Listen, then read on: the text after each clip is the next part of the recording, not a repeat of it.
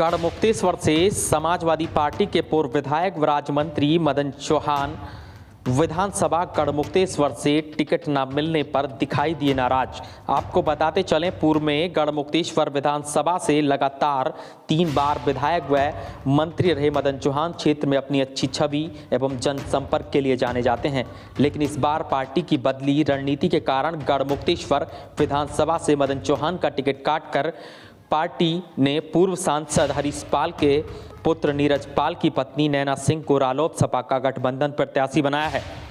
वहीं आपको बता दें, पूर्व मंत्री मदन चौहान ने इस संदर्भ में प्रेस वार्ता की है और प्रेस वार्ता के दौरान पूर्व मंत्री मदन चौहान ने कहा है कि वह पार्टी की रणनीति से क्षुब्ध हैं, जो कि उन्होंने पार्टी के हित के लिए हमेशा कार्य किया है। अपने निर्दलीय के सवाल पर भी उन्होंने स्पष्ट कर दिया कि कार्यकर्ताओं के जनसंपर्क में हूं, जनता जो फैसला करेगी उसके आधार पर आगे की रणनीति तय करूंगा। जल्द ही इस बारे में सबको अवगत भी कराऊंगा और जानकारी दूंगा। आपको बताते चले, मदन चौहान 2002 में समाजवादी पार्टी के टिकट से चुनाव मैदान में उतरे थे। इसके बाद उन्होंने पीछे मुड़कर नहीं देखा। 2002, 2007 और 2012 में समाजवादी पार्टी से 3 बार के विधायक रहे। कार्यकाल के दौरान अखिलेश सरकार ने उन्हें राज्य मंत्री स्वतंत्र प्रभार का कार्यभार भी सौंपा था। इस पूरे मामले में प्रेस वार्ता के दौरान पूर्व मंत्री एवं विधायक मदन चौहान का क्या कहना है, देखिए पूरी रिपोर्ट। मैं 4 दिन अभी लखनऊ रहा, ठीक है, अपने टिकट के संबंध में, और वहाँ पर कुछ ऐसा माहौल बना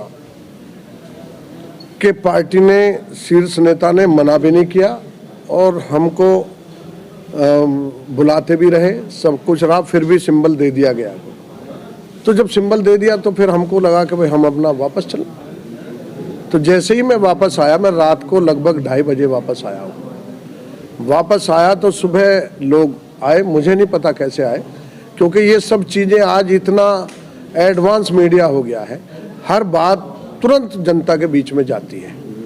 तो अब ये जब हमें टिकट नहीं मिला, 2 आदमियों ने पूछा, 3 ने पूछा, उन्होंने शेयर किया होगा, बात की होगी कि यार टिकट नहीं मिला इनको, तो हम यहाँ अपना आए थे। तो जब भी लोग यहाँ आए तो मेरी मजबूरी है, क्योंकि मैं जनता का बनाया हुआ 3 बार सेवक रहा हूँ, तो उनका दायित्व बनता है। और मेरा मानना है कि इस डेमोक्रेसी में वोटर की उपयोगिता उन अधिकारी, उन नेताओं से सर्वोपरि है जो इस देश की डेमोक्रेसी को चलाते हैं। जैसा आपका पार्टी से टिकट कट गया, तो आगे क्या निर्णय होगा? देखिए, निर्णय की बात तो जनता करती है। मैंने भाई, पहले मैं आपकी बात का जवाब दे दूं, तो वो आए, उन्होंने पूछा जी क्या हुआ, कैसे हुआ, या ये बात हुई, तो सहानुभूतिपूर्वक मैंने भी उनको स्वीकारा और उनका सम्मान किया, बैठाया, ये किया। अब जब लोग कहीं कोई पीड़ा होती है, कोई दुर्घटना होती है, तो ऑटोमेटिक ही जनता जो भागती है वहाँ।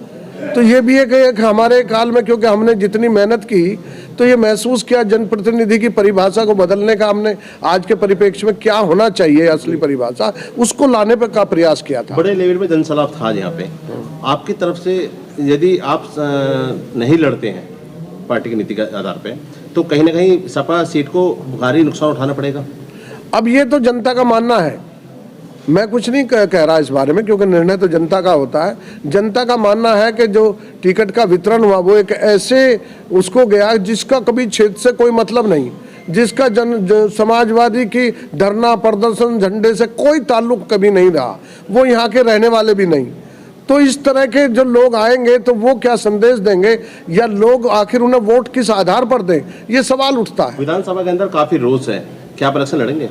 देखिए, जहाँ तक मेरा इलेक्शन का लड़ने की बात है, अभी मैंने राय ली है, जब आए हैं तो लोगों ने अपनी सहानुभूति से, मुझे उससे मनोबल मेरा बढ़ा है, मेरा जो सोचने का स्तर भी है। मैं बहुत हताश में था, लेकिन जैसे ही जनता ने मुझे अपना आशीर्वाद दे करके मेरा थोड़ी बात की है, तो मुझे लगा कि मेरे साथ और भी लोग हैं जो मैंने बहुत दिन से मेहनत की है उसके साथ जुड़े हैं।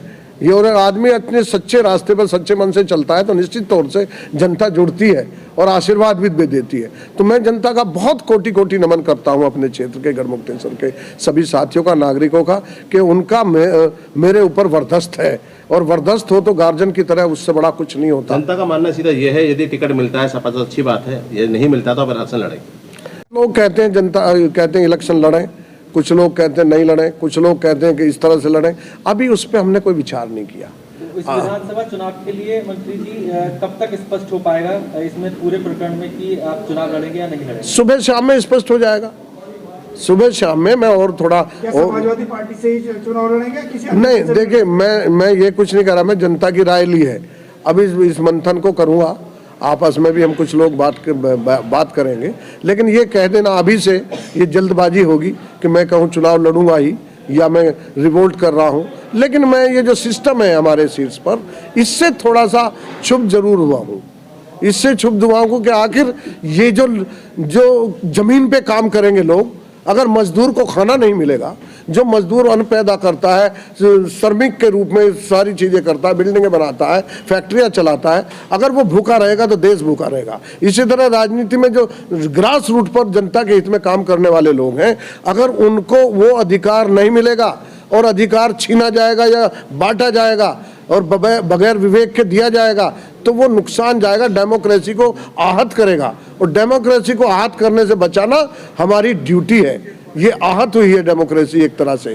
तो मंत्री जी, अगर आप जैसे चुनाव नहीं लड़ते हैं और लगातार 3 वर्ष से जो है आप 3 बार से जो है वो विधानसभा क्षेत्र से पूर्व में जनता की सेवा करते आए हैं, तो ऐसे में अगर पार्टी का आदेश आपको होता है, तो जो आपके प्रतिद्वंदी समाजवादी पार्टी से विधानसभा क्षेत्र में खड़े हो रहे हैं, तो क्या आप उनको सपोर्ट करेंगे?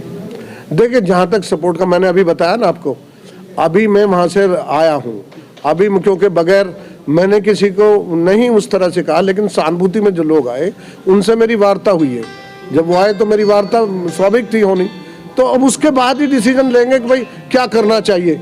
मैं तो जनता के हिसाब से चलूँगा, क्योंकि जो हमें नुकसान पहुंचा है वो आम जनता को पहुंचा है, मुझे मदन चौहान को कम है, जनता को ज़्यादा है। क्योंकि अगर जनता की आवाज़ को हम नहीं बुलंद करेंगे तो फिर हमें कौन सा प्लेटफॉर्म चाहिए। इससे आप मतलब स्पष्ट भी कर रहे हैं कि अगर आपको निर्दलीय मैदान में आना पड़ा तो आप आ सकते हैं? नहीं, मैं अभी निर्दलीय की कोई बात नहीं करना चाहूँगा, निर्दलीय मेरा मन नहीं है।